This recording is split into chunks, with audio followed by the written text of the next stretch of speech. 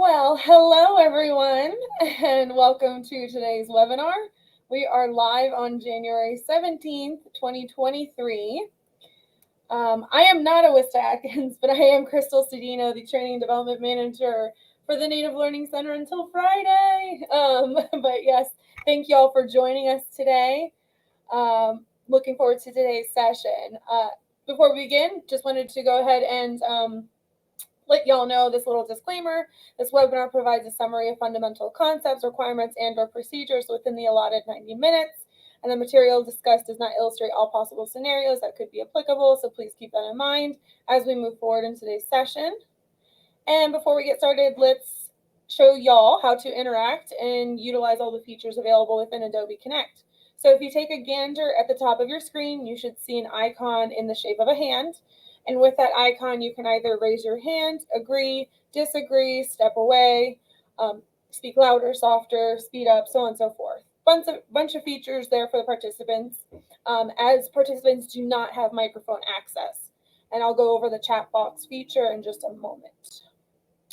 All right, so the image displayed here should look pretty similar to the layout of your screen.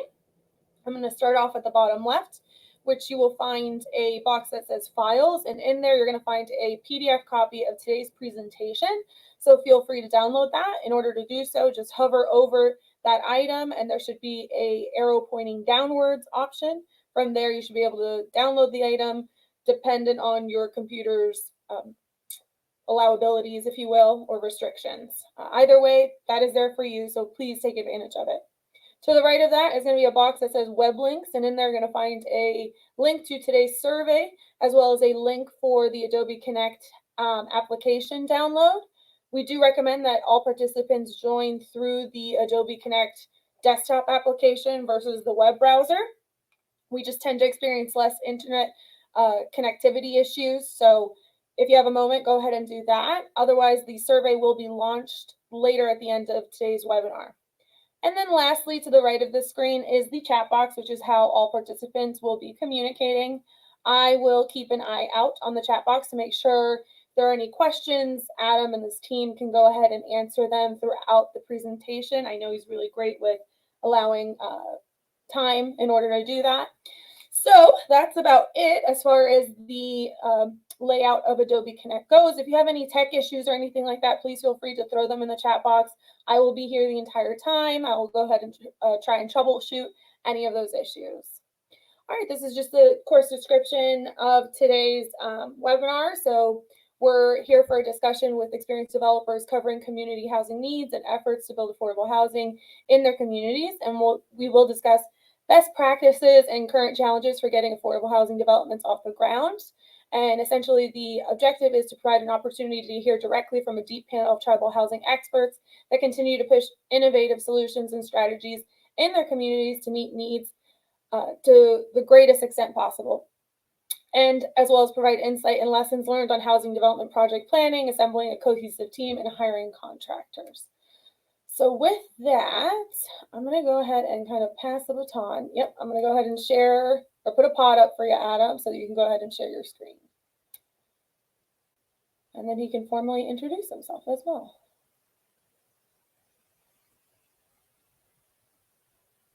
Oh, and Happy New Year, Adam.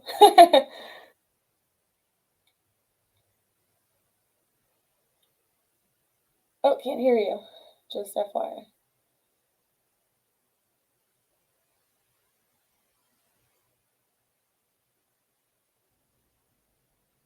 All right. Happy New Year to you too, Crystal. Can you see me? Can you hear me okay? Yeah, I can hear you now. All right. And yep, we've got full screen, so you're good. Well, thank you so much for, again, for the Native Learning Center for the opportunity to have this conversation today with our panelists. Crystal, for some reason, I cannot see, again, the box with all the participants and the panelists. So if any of our other panelists, I think that there was a couple more that may be joining, please just let them in as well and let me know when they join. But I know that we have 3 panelists that have joined us today so far, and really just thrilled to have them join me for this conversation. It's really going to be kind of an open conversation to hear from them about their projects and really give them a platform to feature the great work that they're doing. These are kind of representatives of what tribes across the country are doing on a day-to-day basis, really just pushing forward with kind of, I think, sometimes a thankless job of housing development, but an extremely, extremely important job. So right off the top, I do want to thank my panelists for the work that you guys do on a daily basis for your communities. At the end of the day, it's about getting families into good quality homes. And I'm frankly just thrilled to be here, to be part of that conversation, and to hear the insight that our experts have to provide today. So with that, I know that 3 of the panelists that have joined so far, I'm going to go ahead and let them introduce themselves first, and then we'll come back and we're going to talk about their projects in a little bit more detail. So Jeff, do you want to introduce yourself and your role at LDF there, and what the organization's mission is and what you're trying to do? Sure.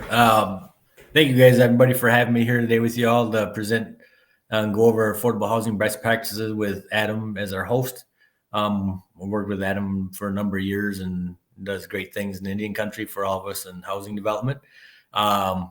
Basically, we're just kind of in process right now, finalization stages of new 20-unit housing development and 24 acquisition rehab development that we're working on here in LDF, and kind of going through closing documents and stuff like that, stuff that our equity investors are looking into, and basically just kind of the challenges of today's world, I guess, if you will, with inflationary pricing and everything's going on.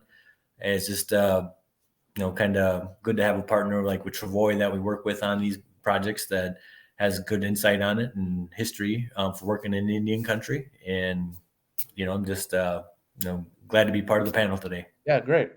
And Jeff, you may have said it, but just so everyone's clear from the group, you were the housing administrator there at Lac du Flambeau Housing Authority. Is that right?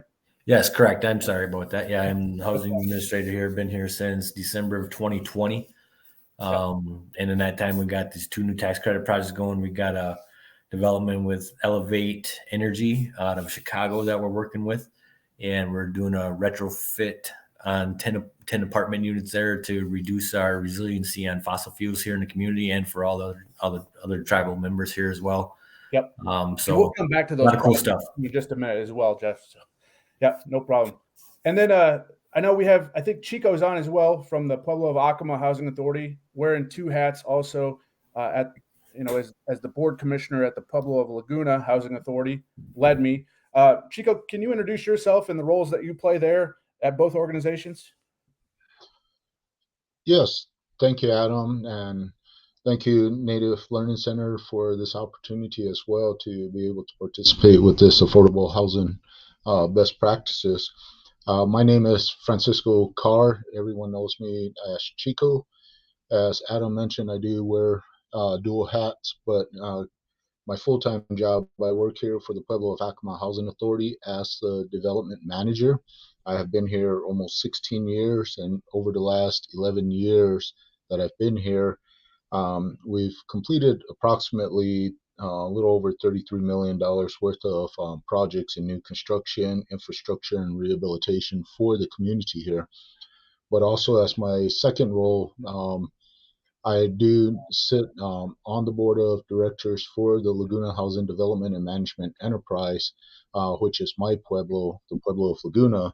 And I've been doing this, sitting on the board since 2018, and I do currently sit as the board chair.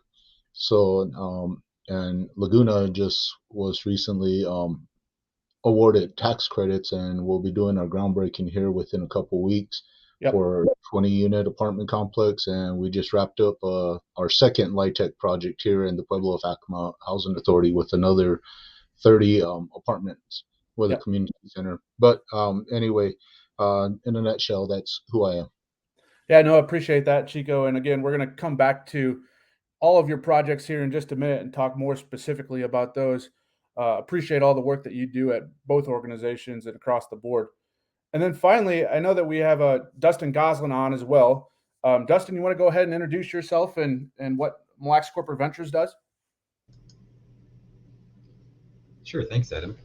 I didn't realize that we weren't going to have cameras on today. Otherwise, I wouldn't have put pins on. Just kidding. I really do have pins on. So my name is Dustin Boujou. So I work for Mille Lacs Corporate Ventures. So I live in East Central Minnesota in a community called Brainerd, and I support the Mille Lacs tribal economy. So the tribal economy is 6 census tracts, kind of interweave through East Central Minnesota. There's a whole bunch of geography in there. And so I do a number of different things from business development through economic development and most recently, affordable housing development. So I think in my role, we've been able to successfully build our first LIHTC back in, I believe it was 2017, we finished that. We have one in process right now that has 10 units that'll come online by the end of February, with the remaining development coming online about a month later.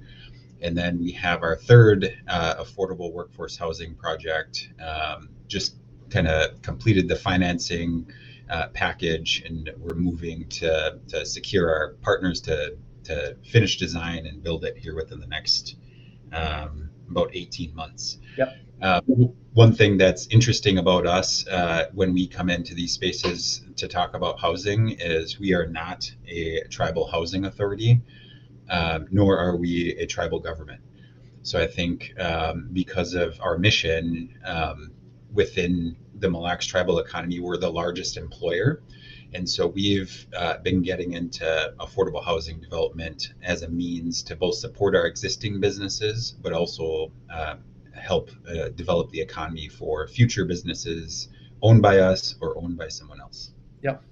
That's great. Thanks, Dustin, for kind of setting that up introduction. Again, we're going to talk a lot more about some of the projects that you guys are working on there and some of the lessons learned. A question going back to Crystal. Again, I can't see my screen, so I apologize.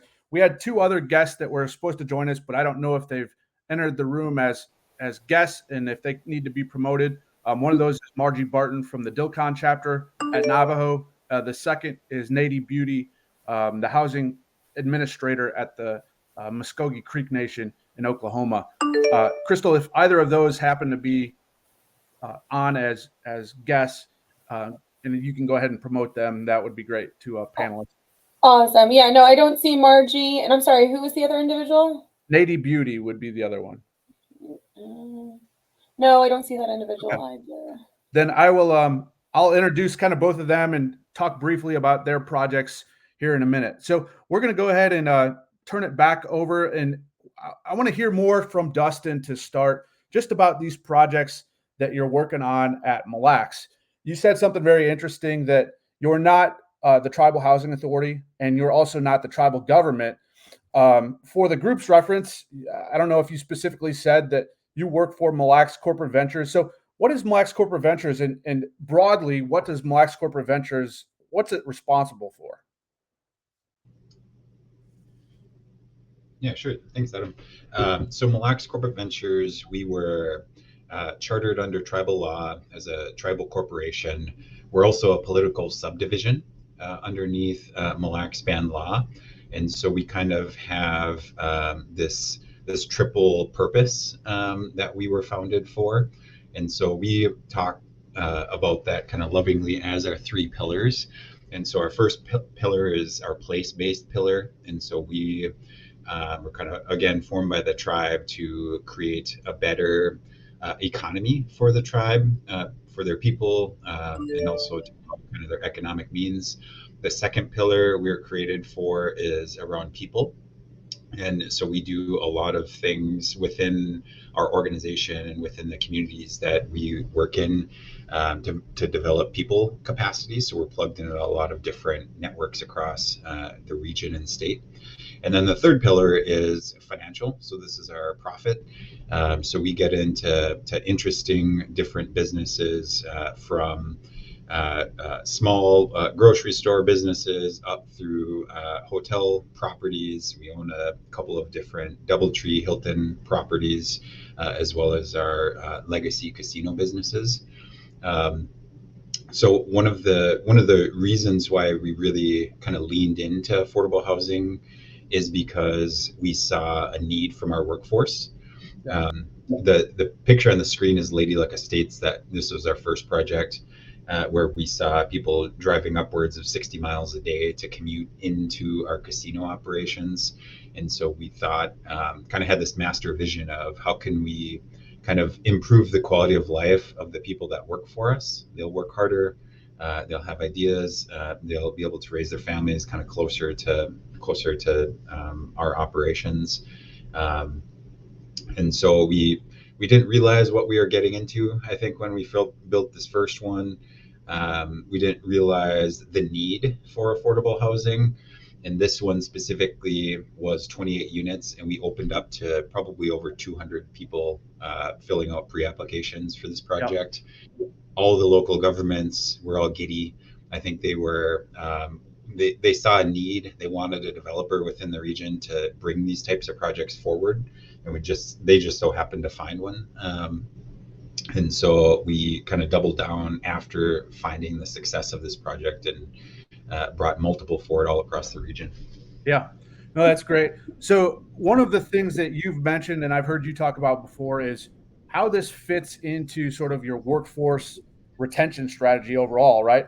So this particular project, Lady Luck Estates, it's not marketed exclusively to tribal members. However, many of those employees are tribal members at the casino. Unfortunately, on this particular image, the Lady Luck Estates Grand Casino Mille Lacs casino is just off down the road, kind of off the image. But the very corner of this building where my cursor is, I think it's worth talking about that too as part of your overall strategy and how healthcare is starting to fit in as well. Yeah, so Hinckley is a community of about 1,800 people, and so this image is of Lady Luck Estates being built. So up on the right-hand corner was a medical office building, or is a medical office building that we constructed. So our goal was back in 2016. Again, we had this vision of how can we create a higher quality community for our workforce, so they are more loyal, they live closer, they're not having so much windshield time, they have more time to spend with their kids, etc., volunteer in the community. So we had kind of a three-pronged approach to this site. In terms of our vision for it was housing, healthcare, and childcare. Unfortunately, the childcare portion never was realized yet, but the healthcare and affordable housing were definitely built, and we're building a kind of another component of this to the south side of that picture. Yeah, and we're going to talk about that one in just a minute as well. So just generally, what's the response been, and has it had an impact as you had desired related to retention and just general well-being of your employees? Yeah, I think it's created a lot of good feelings around the communities. I think historically with tribes, especially tribes in rural places, there are, let's say, frayed relationships with local governments. And so in this scenario, local governments have really been stepping up and championing, inviting us into communities. A community north of our Hinckley site, one of the city administrators and mayors, they were actually trying to goad us into coming up there and developing a project like this for that community. And so I think we've just, again, folks in the local community have really kind of seen the value of these types of projects and the value of a tribal corporation, which I think is pretty neat. In full honesty, like, I think it was hard to get to this point, though. I think people were confused on why is Mille Lacs Corporate Ventures doing housing inside the Mille Lacs Band ecosystem. Folks were asking, are they trying to be the housing authority? What are they doing? Are there tribal members going in there? Are there non-tribal members going in there? And so we had to spend a significant amount of time kind of helping folks understand the roles of these types of projects within an economy, and also getting kind of buy-in on shared well-being, both from our tribal owners and partners, and then our non-tribal kind of stakeholders like local city governments, local non-tribal employers, and then local, county, and state officials. Yeah. And so one of the things that strikes me is that you just kind of alluded to it a minute ago, but really your assessment and Corporate Ventures assessment from the beginning was that you weren't trying to replace or take over or, instead of the Tribal Housing Authority, but there's so much need there in the community that really there's ample opportunity for both groups to be working on projects kind of on parallel tracks, right? So it's much more of a collaborative relationship where everyone sees that more housing in the community isn't a bad thing, and two different groups working on those same challenges at the same time isn't impeding or infringing on someone else's territory. Is that fair? Oh yeah, totally. And I think like we even on all of these projects we work on, like our role is a tribal development corporation. So we're building these things, we're lining up capital sources. One of the things we've been talking with our tribal owners is we don't need to own these things in perpetuity. And so I think that's kind of a differing approach on how we look at these. These are really investments within the economy, within the community. But 20 years from now, if someone else, an entity owned it, a public housing authority, a private developer, like we would consider that a win. We would invest in the next project and bring it to fruition and keep kind of building towards this future of where we're building nice communities where people want to live, and along with that, economies develop around it. Yep. So I think the next thing I want to highlight is, again, you mentioned it, but there were a lot of lessons learned on the first project, and the organization translated those lessons learned directly into the next effort, which we see on the screen here, Red Willow Estates. So can you just describe, that project, how it kind of evolved, and then specifically, maybe a few of those lessons learned that you wanted to directly implement into this project? Yeah. So there, we learned a lot from the first project into the second project. And so one of the things that we've kind of taken on the road is talking about innovation that we've learned and played forward. And so there's really three kind of parts that we've innovated on, I think, from the first project to the second and now into the third. So the first is design and construction. Second is community support. And then the third is operations and technology. So for design and construction, we looked at what is the demand for certain unit types and amenities at Lady Luck Estates, and should we build Red Willow Estates differently? And so we did. We built kind of duplex townhome style, specifically more 2 bedrooms, because we saw a lot higher demand for the 2 bedroom than the 3 bedroom. We were able to reduce a lot of soft costs, I think, by duplicating certain building types. And so we were building this thing through the pandemic. And so one of the ways that we were able to control costs when everyone else's projects were kind of blowing up was we were able to condense the footprints of these structures with our design partners and with our build partners, and really keep the caliber of the unit, the finishes high, but shrink down the size of it, which actually helps the tenants at the end of the day as well when you think about total heating costs. And cost to live in them. One of the things that we found from the first project and the second project also is the importance of site selection. And so this project on the screen is Red Willow, and so we built it in this site because it was close to city water and sewer infrastructure, which allowed us to really lower our total cost, kind of the cost not seen by the building, so underneath the ground in connection to the utilities. And then the biggest thing that I think everyone talks about with this project is the means upon which we constructed it. And so all of these homes are modular built. So they're built by Dynamic Homes in Detroit Lake, so kind of probably 3 hours from this site. So they're built, each one of those 2-story structures are actually 4 pieces that go through the plant. They get constructed, and I think it was like 3 days. A home can be spit out the line, and each one of those 4 pieces would get ferried down to the 3-hour drive along a highway and put up on the site. And on the site, we'd have foundations dug and built. They'd place the units on, we'd stitch them together, with general contractor crews, and then we'd stick build the garages on site. And so this vastly increased the speed of construction for this project. And I think our first units probably arrived in maybe August of this year.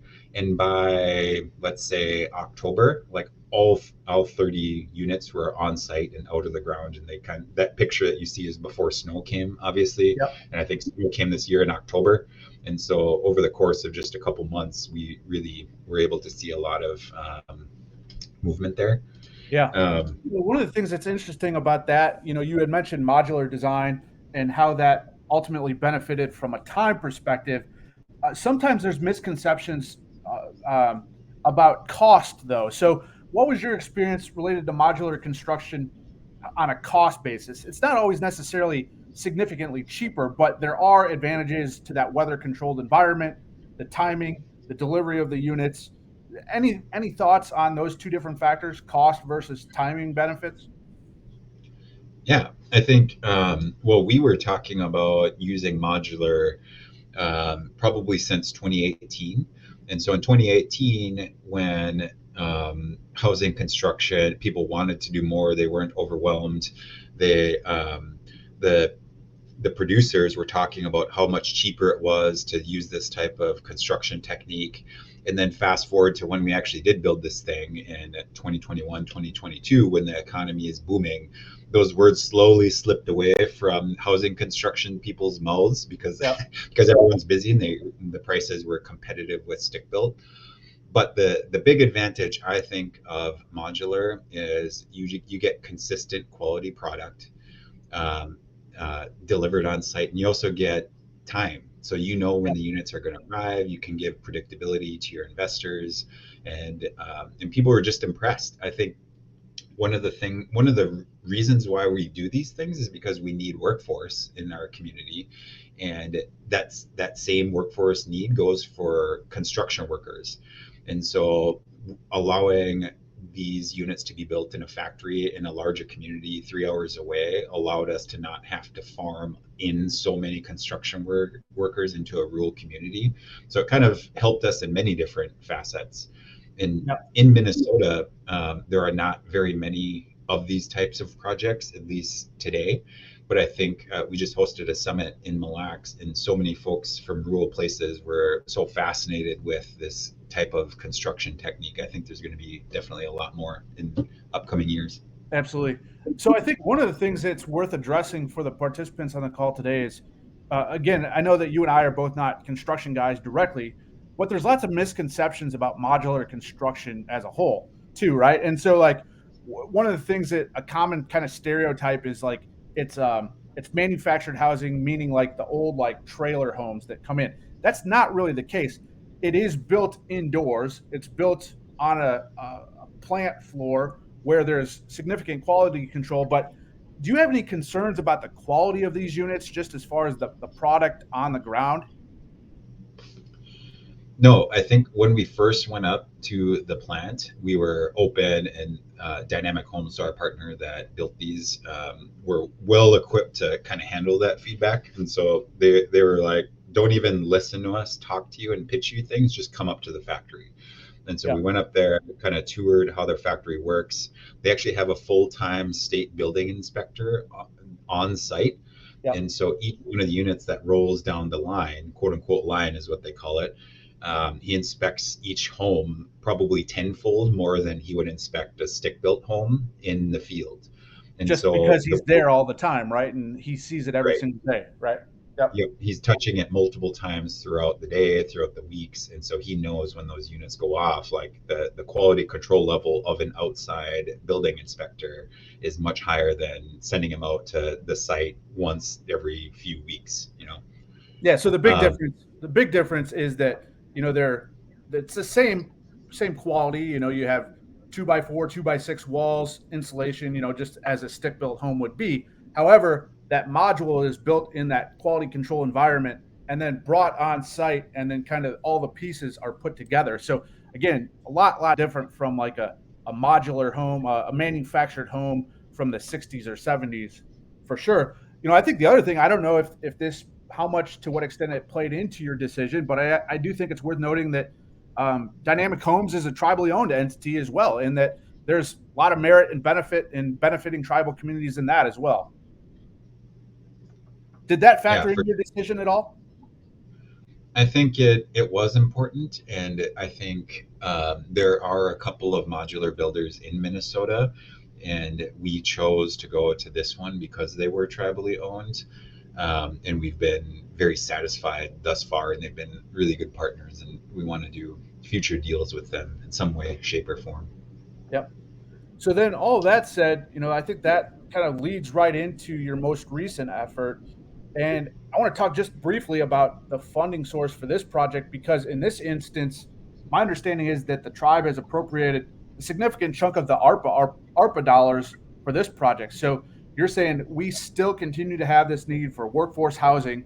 However, we know that there's this mix in sort of this middle income mix. We have to kind of be spreading out this housing, our efforts to meet this demand across the board. So this wouldn't necessarily come with the same income restrictions as the tax credit program.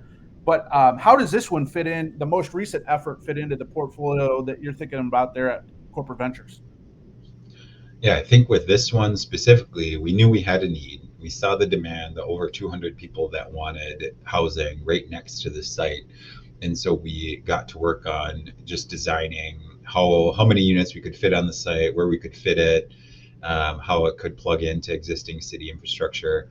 And then underneath in the numbers, we're looking at, let's submit this as a tax credit project. Let's see how they do, but let's also be open to other types of financing models underneath it. And so we submitted this thing first year, and we lost tax credits by a couple of points. We submitted it the next year, and kind of at the same time, the tribe had gotten an allocation of the ARPA dollars, like many tribes. And so we looked up kind of within the federal law if this was an applicable use, and determined it was. So then we proposed it as more of a missing middle. And so I think this project was really neat because Minnesota Housing has kind of been so competitive in their tax credit projects financing that they've really kind of shifted to very low income to be competitive enough to win a tax credit award, or you need substantial supportive services within your development, which we all know in housing development world means like our numbers just get worse, they get harder to pencil out. And so I think when we looked at this and reproposed it to the tribe and said, hey, there's a whole bunch of income restrictions, we don't know how this is going to work out, if this is so far from what our vision was of this, but here's another option. We looked at this kind of as a use for those dollars. Would you be open to it? And I think we were pleasantly surprised that they were so excited about this project that they financed it with those funds.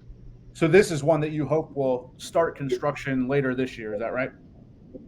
Yeah, we're in the process of awarding our partners with this one, and we ran into a little bit of an annexation issue with it. But this parcel was actually within the city limits, and then an adjacent parcel that we want to build out some garages was actually in a township, and so we're learning kind of the hard way about some of these little annexation processes in Minnesota.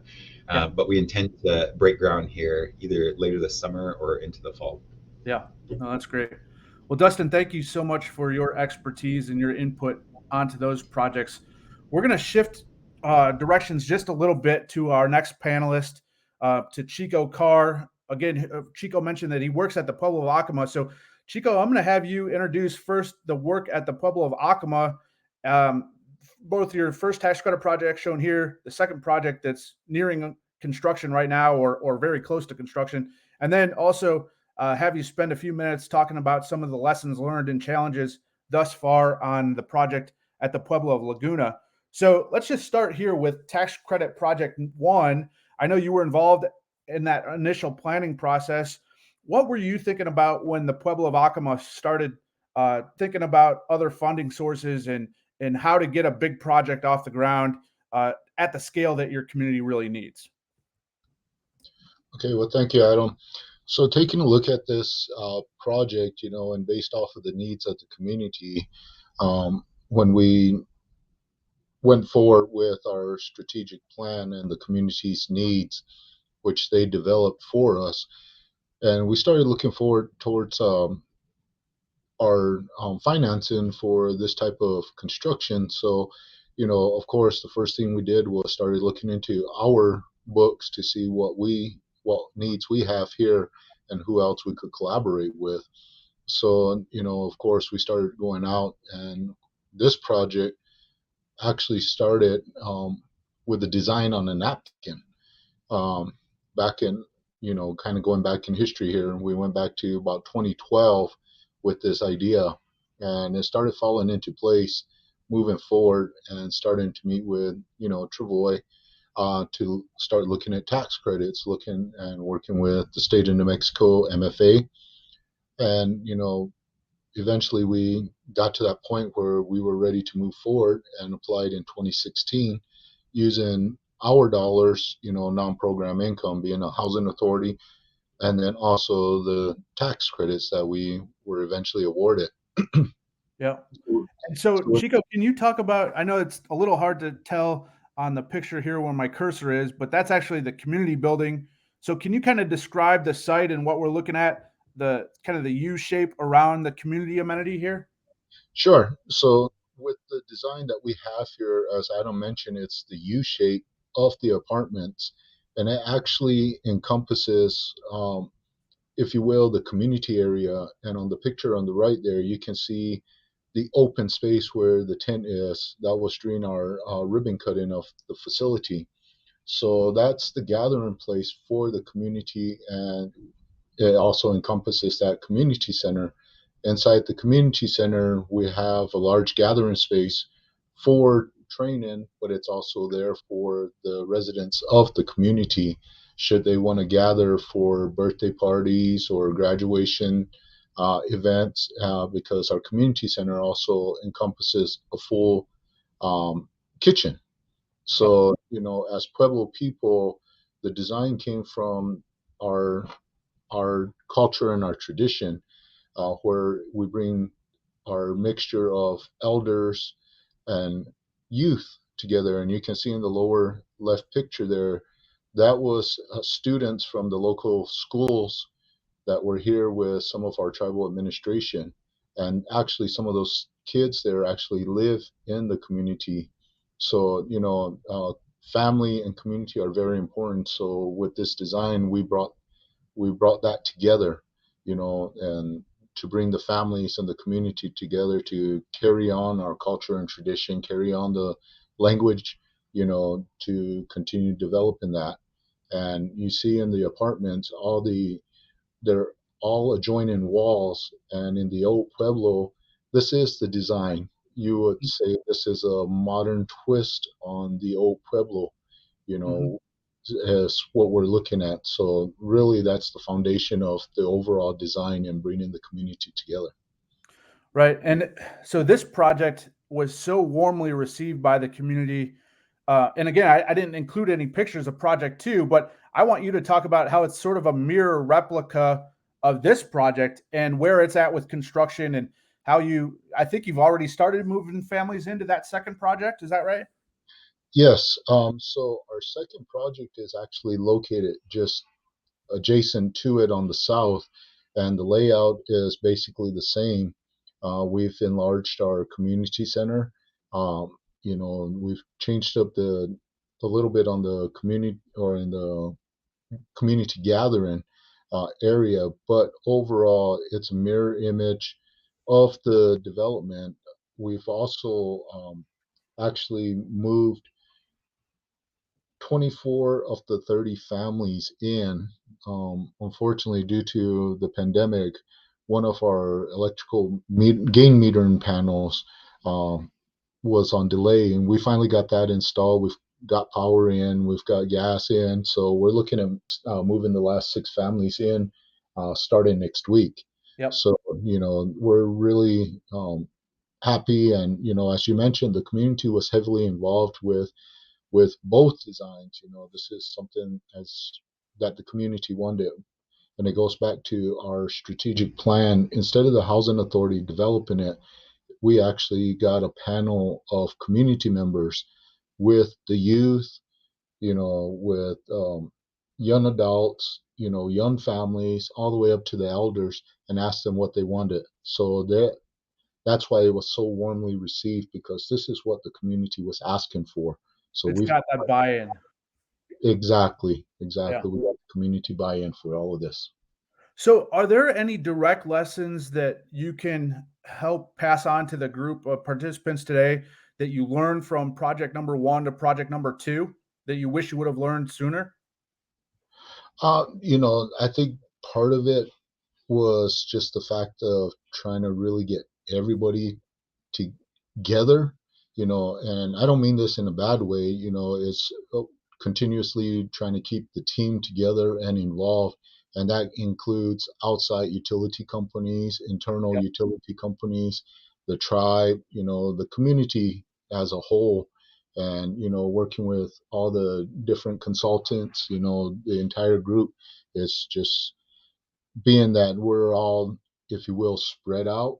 It's just trying to keep everybody together, So I think going from the first project to the second project, I think we did a better.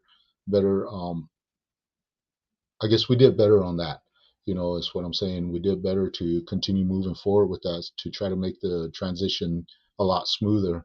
But of course, COVID tried to play wreak havoc with us, but we all persevered through that Yep. and continue moving forward.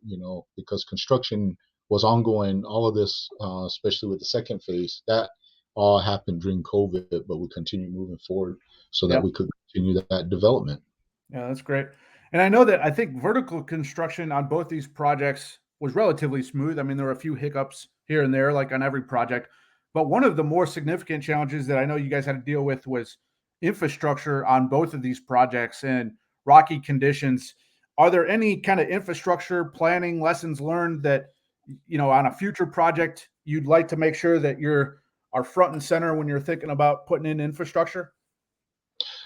Actually, yes. I mean, it was unfortunate that with the geotechnical drilling that was done, they drilled everywhere but where the where we encountered rock. Yeah.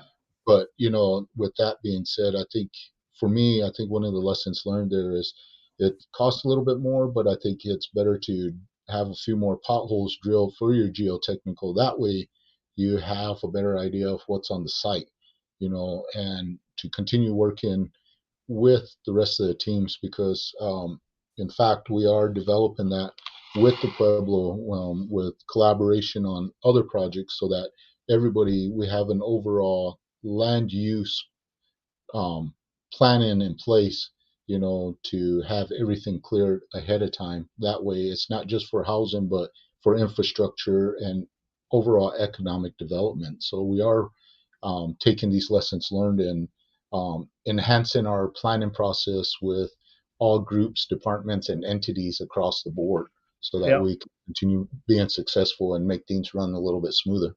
Yeah, that makes a lot of sense. I think you hit on it there just briefly. Spending a little bit more at the front end due diligence phase, whether that's a few more soil borings or a little bit more additional Alta survey work, so that you have created lots for a project that's going to convert to home ownership down the road.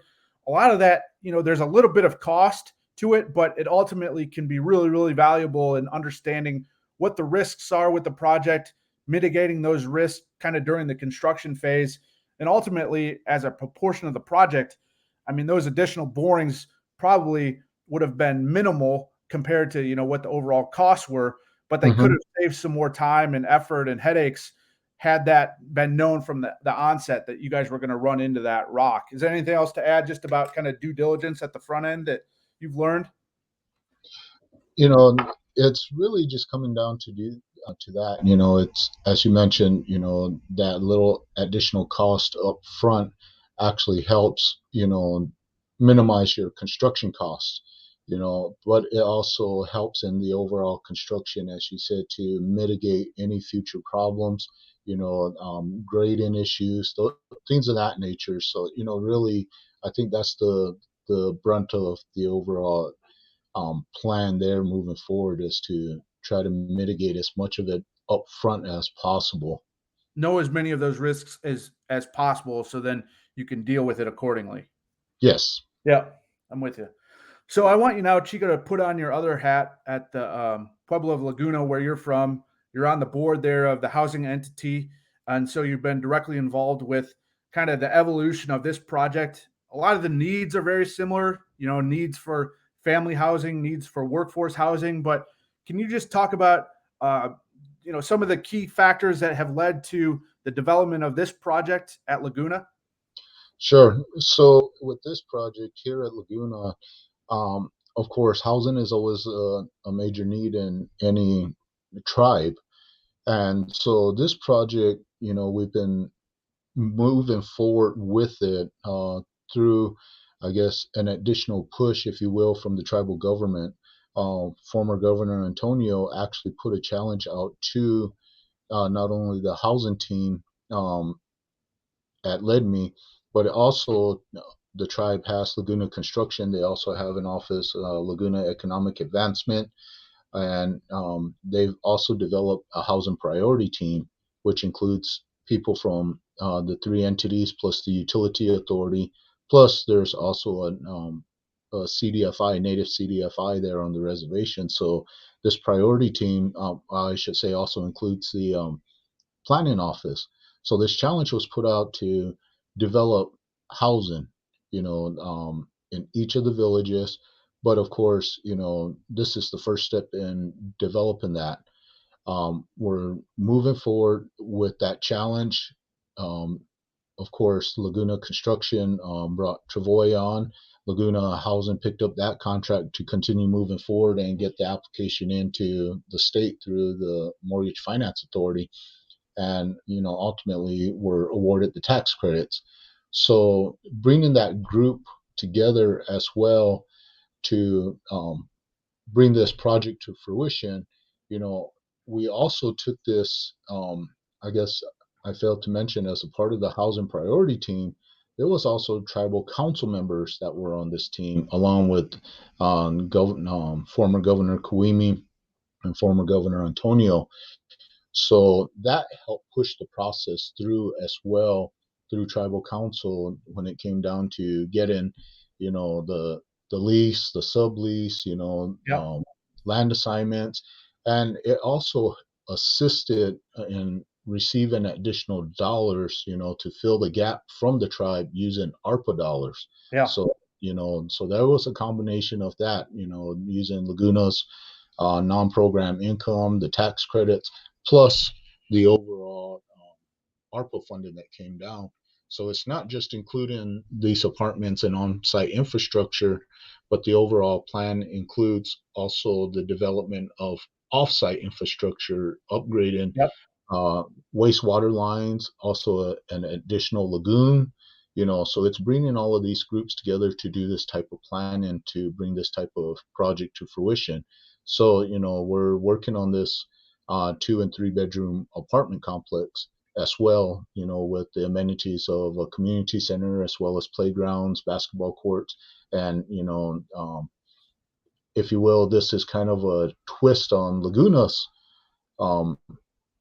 culture and traditions as well, because a lot of our villages, for those that don't know, but the Pueblo of Laguna has 6 individual villages, but the village basically has the same type of concept of bringing the families together. Family is very important, and the homes that you see there in the picture are designed the same way, with common walls, with additional stories up on top, just keeping everybody together. And you see in the plans there, and I didn't mention it either, but the overall, I didn't mention on the Acoma project, but you see the gathering areas for the playgrounds, Yeah. the basketball courts. They're enclosed and they're in a protective area, but it's also an area that is viewed by the community. As they always say, it takes a village to raise a child. So everybody is able to still be there with their own kids, but everybody is still able to watch and oversee all the kids as well. No, that's great.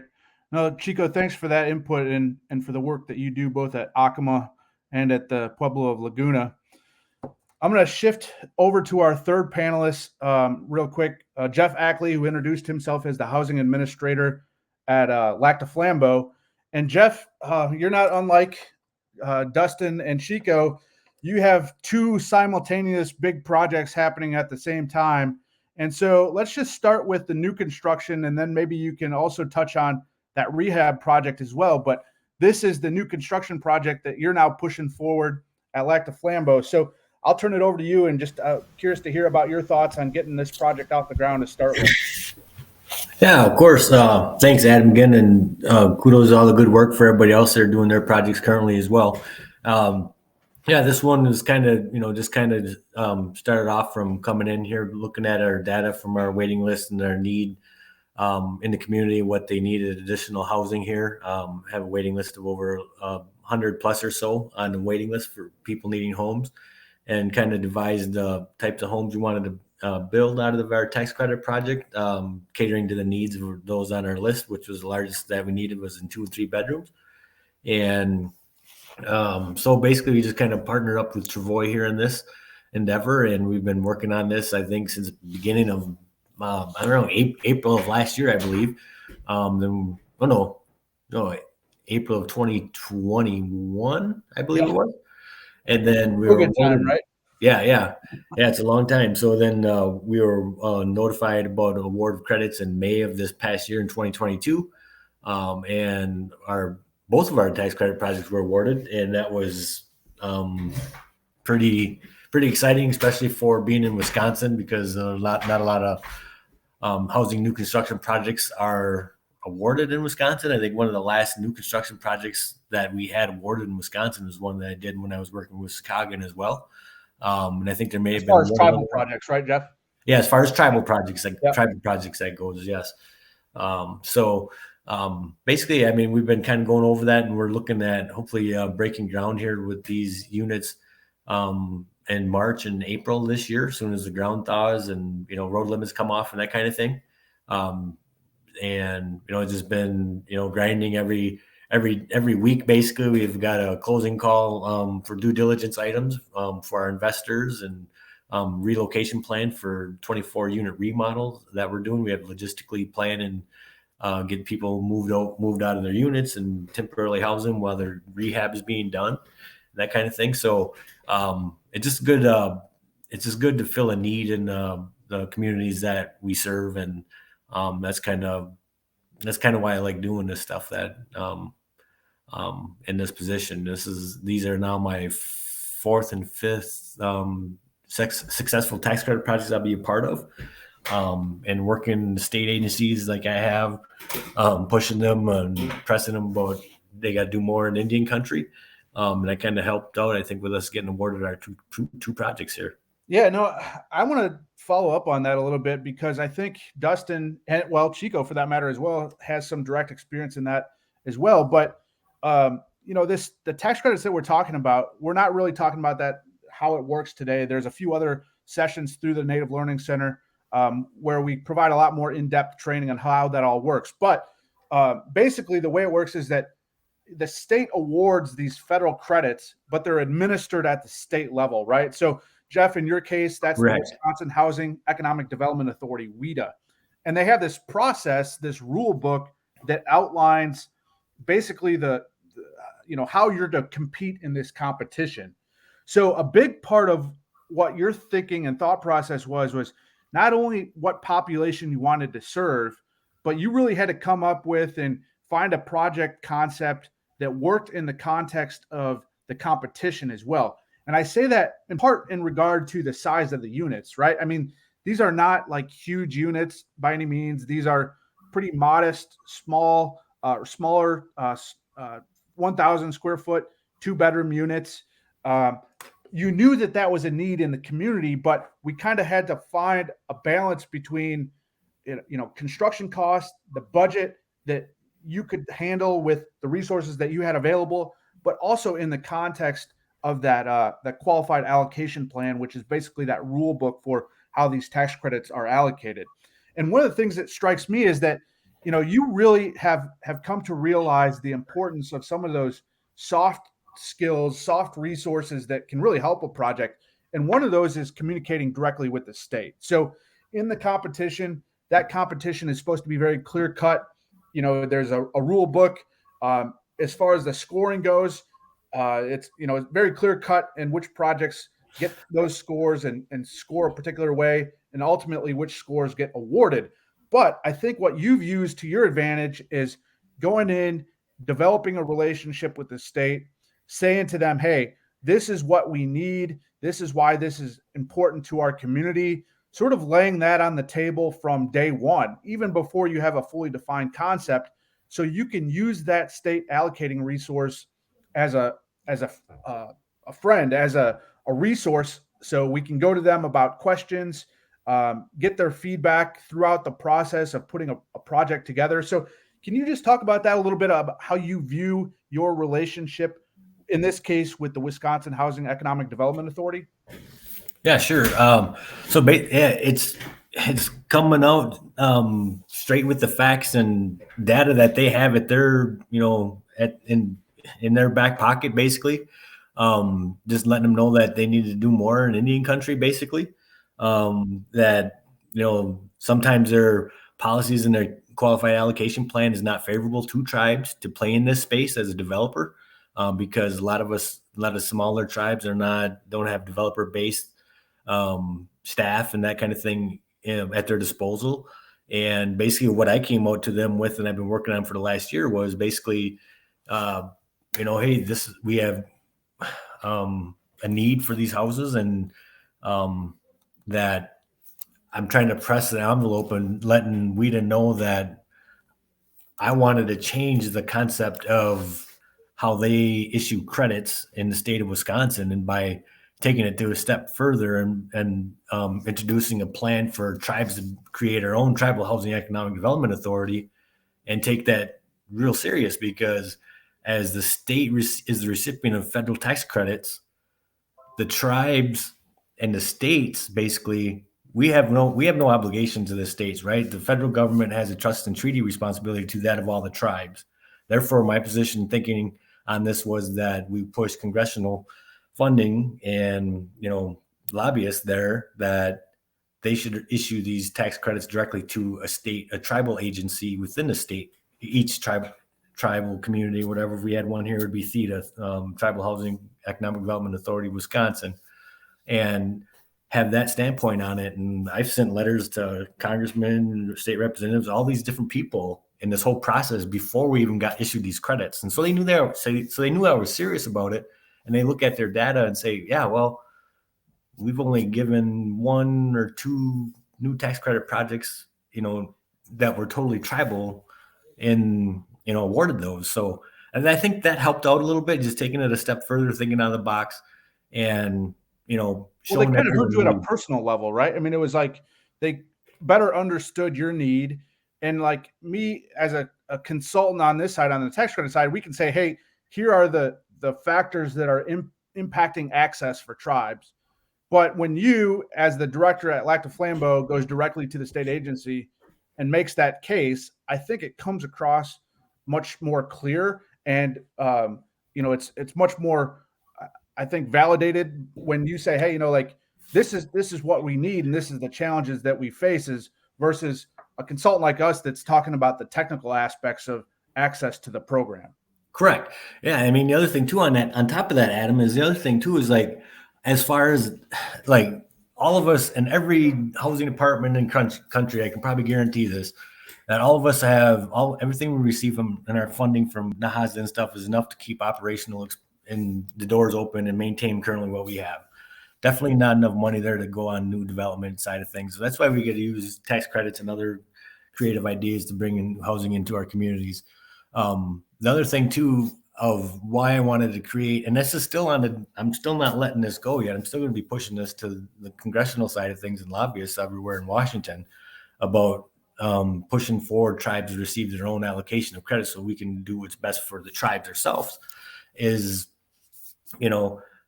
I don't like how in a lot of our programs, rural development programs, their tax credit and our HUD housing, a lot of these different programs that were set up to keep tribes suppressed, essentially, basically, right? And it's like, I don't want to have income limit on somebody. If a family's in need and need to have housing, then why do they have to be at an income level and say, oh, sorry, but you can't, oh, I'm just going to get a job. Oh, now you're going to be over income. You cannot stay in the house. We got to move you out. Tribes are not like that. We want to try to help everybody. And I think that's where I think the idea has got to be pressed upon a little bit like that. I think if everybody were to take the same position on that, putting the federal government to their trust and treaty responsibility, and I think that helps things, that helps change a little bit, right? Yeah. I think you're representative, Jeff, of the fact that tribes can influence this process, and whether that's New Mexico or Arizona, California, North Dakota, Wisconsin, what we're talking about today, like tribes do have ability to play a role in that process for how these resources get to projects. I think sometimes it's just making that voice heard and kind of using all the resources at your disposal to communicate what that need is. Oftentimes that's just sitting down personally with a group and having that conversation face to face and being able to make a case and present what that need is, because oftentimes they'll hear you out, but we all get caught up in our other jobs that we forget how valuable that can be in this process of getting out resources and allocations to projects that really need it. We're I agree. Close on our time today, but I want to make sure that we have an opportunity. If there's any questions from the participants, Crystal, would love to hear from those participants. We've included the contact information for our participants today, along with Nady, who wasn't able to join. But I know that Dustin, Chico, and Jeff, they're all more than willing to be a resource for anyone on this call. Lots of lessons to be learned from their expertise. They've gone through this process. They can all tell you that, they've learned things from the first project to the second project to tribes that have done 14 projects. So use those groups as a resource, and me as well. Anytime that there's a question, this is really what I love to do, is help on the education side, help people understand what those resources are, so that they might not be the appropriate resource for every single project, but unless a tribe knows that those resources are out there, you can't really evaluate whether or not it's a good fit for your program or what you're trying to do. So with that, Crystal, are there any other questions coming through? Hey, Adam, I just want to interject one more thing real last quick. Yeah. And just for everybody that's involved in listening on this thing, anything for affordable housing, whatever you can do to reach out to your representatives or anything like that, I just encourage you to do that to the best of your ability, because, and this is just, just a little saying I always have in the back of my head, we have to be at the table. If we're not at the table, we'll be on the menu. So just kind of, the more we can push our stuff forward that needs to be done collectively as a group, the better off we're going to be. I agree 100%. Thank you all for your time today. Yeah. Thanks. Adam, no, there doesn't seem to be any questions, but Nady did jump on. She is on the phone. If you wanted to give her a second, because you do have about 30 minutes before we close out. Okay. Well, if Nady's on, and I'd love to give her a chance to talk about her projects as well, if we have a few minutes. Yeah. Hello, everyone. So I apologize for being late. I forgot the time zone here. It's a little different. No problem. Well, we were just talking with Jeff and with Dustin and with Chico about some of their projects. And so I'd love to have you just introduce yourself quick, and then maybe talk about some of the projects that you're working on at the Nation there in Oklahoma, and kind of how you're thinking about ARP dollars. And then also would love to hear about the Elder not tax credit project, the Elder project that is now almost complete, is my understanding, and just some of the challenges that you've learned and lessons learned as part of that process. Okay, I am Nady Beauty, the Secretary of Housing for the Muskogee Creek Nation. I've been here, I think I was counting this morning, I think it's been like 18 months. Okay. So originally I came from Arizona, and the same thing, I was a housing director for my tribe for the Yavapai Apache. So Totally different state, a little bit different as far as the environment.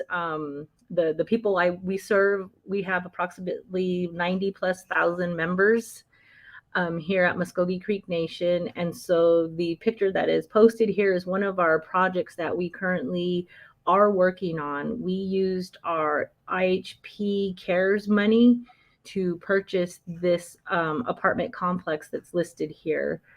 So that's still in process as I speak. And that was one that you're rehabbing this. It was on the market, and you were able to get a good deal on it. So you said, hey, because of its proximity to your offices, it made a lot of sense to add that to the portfolio. Is that right? Yes, that is correct. So I would be upfront quick with this one, lessons learned.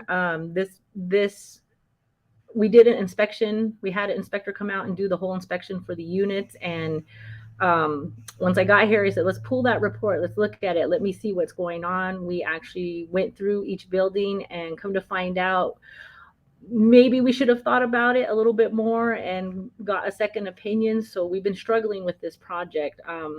I think part of it is, obviously how old the building is. There are some things that we didn't check. So we're facing all those issues right now. I will give you an example right now. We just talked about it today. Is we have some fire hydrants that are there on property, as you can see in the photo.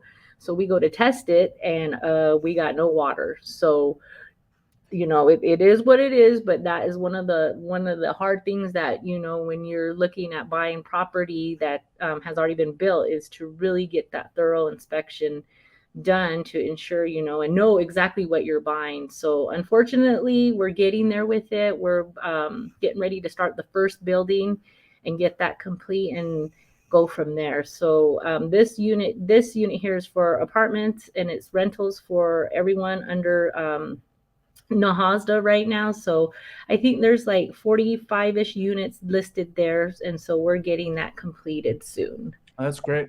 And I know that most of the participants may not be familiar with your geography, but this little building where my cursor is back behind with the red roof, that's actually your office building, right? So it was ideal because it's kind of, again, it was on the market. You guys didn't own it at the time, but you said, hey, this is so close to our operations that this makes a lot of sense to add this to our stock. Yes, and it's actually located like right across from the nation's complex, so the main office area for the administration. So it's a really great location. I agree with the purchase, getting it, but maybe just we should have did some things a little bit different when we did that purchase. But it is a really great location for us. Interesting. So the other one that I know you guys have lots of projects going on there. Remind me, your service area there is 10 or 12 counties, is that right?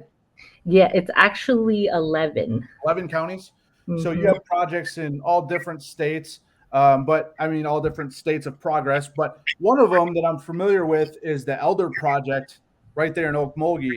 So can you, for the group's benefit, talk a little bit about that project and how that came about? Yes, that project right now you're correct. We're almost complete with it. Again, with different types of projects, we run into different type of issues. So this was actually funded with, I believe it was I think it was the same IHP CARES funding as well. So we had land that we had already purchased here in Okmulgee, and we decided to do a 72 unit community for elders only. So what we call it right now is 3 ponds. And that's just to serve the elders. We do already have an existing elder community, but because of the need of our elders, we went ahead and decided to go ahead and do this project. We did run into some environmental issues again, and as previously presented, one of our biggest factors that we've ran into with this project is the weather. One of them is also communication. There were 3 different groups, I guess you could say, that were working on this project as far as infrastructure and then the road situation. But now we came across an issue with environmental, with those 3 ponds located there. Literally, there's 3 little ponds. There the miscommunication came out and there was a wetlands issue. So we disturbed that when we shouldn't have. And the people that were involved with getting that prepared for this project obviously don't work here anymore, not specifically housing, but the other entities that were assisting us with that project. So we've kind of come across that issue. We're in the process of mitigating it right now and getting it going, but that's kind of been a holdup for us to complete the roads that we need to put in process. But with that, we've also included in that community like an elder center. In that elder center, we've designed it to similar to the culture here, so that they have a building that, you know, relates in and ties into the Muskogee Creek Nation's culture. So but it's a good project. It looks really good so far. It's just we've had our hurdles with different things and are, you know, of course, trying to find those solutions to get it going. Yeah, no, that's great. So I asked the same question to the other panelists as well, and I know that there's probably lots of lessons that you've learned over the course of your career and from one project to the next. But are there any lessons learned that, you know, for a new group that's trying to get a project off the ground that you would strongly recommend thinking about, maybe for a new construction project? Yes, you know, my thing is the communication, and then clearly understanding everybody's part or role in what it is that you're trying to develop. And then, of course, someone always, you know, staying on top of that project. When I worked with Yavapai Apache, we were the general contractor for our tax credit program. So my project manager, that was his responsibility, but it was good for me because, you know, we would stay together, always knowing where we're at, what we're doing, any issues that came up on the project, and then having good inspectors, qualified inspectors is always that plus. And then making sure that when they do their inspecting, and if they're not in a, you know, if it wasn't in the scope or the plans for that project and the contractor is trying to do something, you know, that wasn't on there or didn't do it correctly, you know, it's hard. It's not hard. It's good to be able to communicate with that contractor, go back and have them change it, you know, or make sure that, you know, if you're going to accept that it is what you want, but don't let them run you over per se, but make sure, you know, you're paying for what you're getting. But I would say the biggest thing too is just making sure that, you know, you do your due diligence. That's probably the most biggest thing that I have learned working on all these projects, whether it just be from the construction side or in the case of tax credits, you know, being prepared on the operational side of how it's going to be administered. Because at the end of the day, there's all the compliance requirements too, not just from the construction, but also how you're going to administer the program. And then making it affordable. One of the good things at home in Arizona when we did our tax credits is, yes, we were a small tribe, didn't have that much funding. So this really helped us to be able to meet that need. But what we finally did throughout that project is we created it to where it could be home ownership after that 15-year period. And that was really great because I think if you start that at the initial and let them know that's a possibility as far as tenants, it gives them an incentive to make sure that they have something that, you know, they're going to be good at in their home, taking care of it, whether, you know, all those other requirements, inspections, annual certifications. But if they have that incentive, you know, you can get a lot of cooperation from tenants. Yeah, no, I think you bring up a really good point, Nady, and I think I'd love to hear from both Jeff and Chico and Dustin on this particular question as well. But I think a really important aspect that I think sometimes gets overlooked a little bit is the operational side of the planning at the front end. And really, what I mean by that is what the cash flow impacts are going to be for a particular project.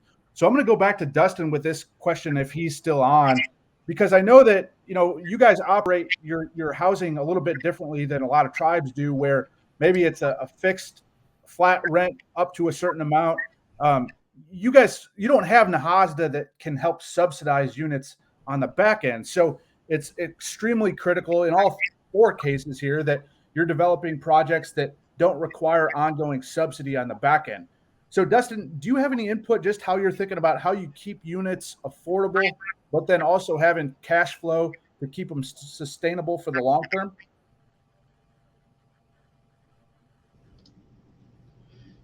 Yeah, I think Well, first off, you bring up a good point that we're not a tribal housing authority, so we don't have the NAHASDA dollars to kind of offset some of our operational costs. And so we look at all of these entities as small businesses. So each one of our housing project has its own property manager, and they are highly incentivized to make good business decisions. And so they have kind of regular things that they report on their rent that they're collecting, their compliance visits, making sure they're submitting the appropriate paperwork to all of our investors. And then the biggest area that we focus on for all of our property managers is really controlling those variable costs, which are largely around turning units or maintenance. And so we have a pretty innovative, I think, maintenance team. And so we look at ways that we can do things in-house. So we have, we're always sending our maintenance guys to learning opportunities that we see throughout the community, both within the Mille Lacs tribal economy and within our networks across Minnesota. For example, like drywall replacement and repair, that wasn't a skill that we had in-house, but we found training courses, and we kind of dangle a little carrot for our maintenance folks to get certified and to be able to do those things in-house. And so that has really played well for us. In addition, on some of these new projects that we're developing or are in development, we've really engaged with all of our operations staff and how do we better build these things for the future. So at a certain point, there's only so many things you can do once the things are built. But for the new projects, we can kind of think through the lens of an operator. So one really kind of cool thing that we did with this modular project that we were building was we engaged our head of maintenance in what gives you the most pain points in servicing these other units. And he said, I hate giving that 48-hour notice to tenants. It's such a pain. I have to coordinate so much. And then so he was talking about how many extra steps that was. And we said, well, what are things that you need to regularly access? And so we came up with this idea that we would have an external door to the maintenance room to access HVAC for all of our new units.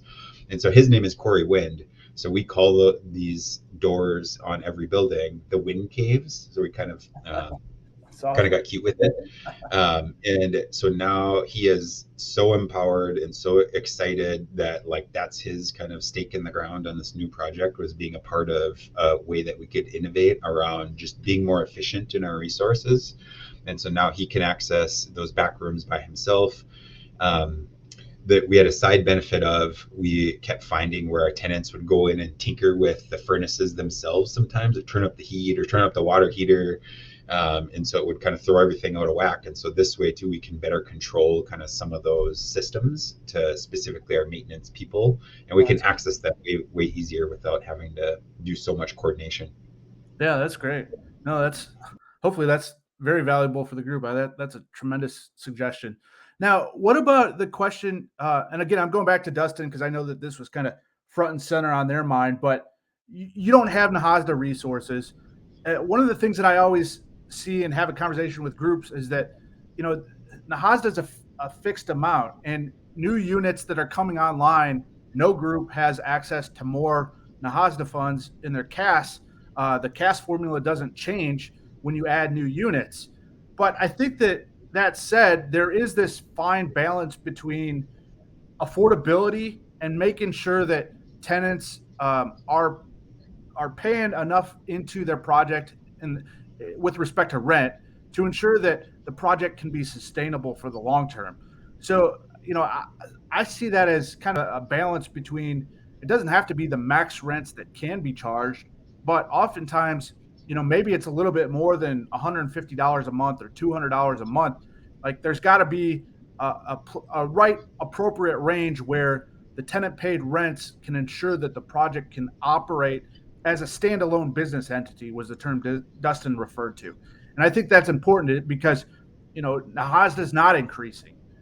New units are going to be needed, but that resource is going to remain fixed. So I don't know, Chico, Dustin, Nady, do you guys have any thoughts on how you're thinking about sustainability for the long term on these projects?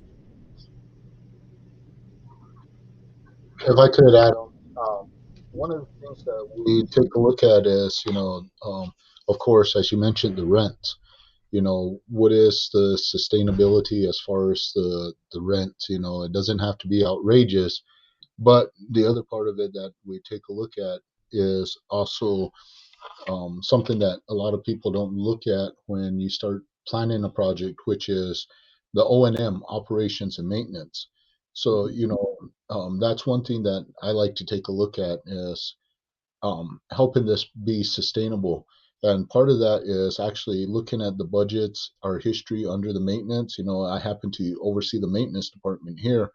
And as Jeff had mentioned, you start looking at maintenance training and what can you do in-house to lower those O&M costs. But it also goes back to tenant training. What are they capable of doing to maintain these units, to keep them, for the long run, which cuts down on our side as a housing authority, and costs. But eventually, the overall goal, especially with our tenants, whether it's in the rental program or in a lease purchase program, overall, you want to train these individuals, these families, so that they can become responsible homeowners. That way, it keeps the cost down. But the other part of it that helps us in the overall O&M, it goes back to when we were designing our units, we also have the maintenance department, the maintenance staff involved because they are out there on the day-to-day. That way, they have their say in what will be easier to maintain, not only for them, but also for the families. So we take a overall look at all of that, and it doesn't just tie into, in my opinion, it just doesn't tie into, rents that make it sustainable. It's also the tenants. Yeah, no, that's great. Thanks for that, Chico. Jeff or Nady, any final thoughts to add to that?